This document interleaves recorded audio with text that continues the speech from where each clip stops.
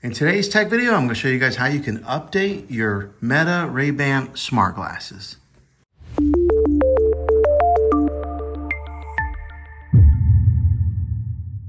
Okay, this is really simple to do. What you want to do is make sure your glasses are charged, and I'll just go ahead and take them out and make sure that they're fully charged. And then you're going to want to go over to your app, and at the bottom right corner, you're going to tap on Settings. And then on Settings, you'll see that. And then on Settings, you'll see where it says Glasses Update.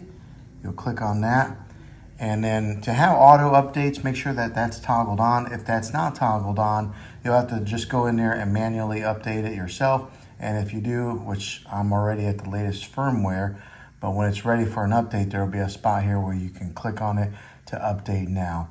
And then it'll just automatically update then, and your Ray-Ban smart glasses will be up to date with the latest firmware. So hopefully this helps you out.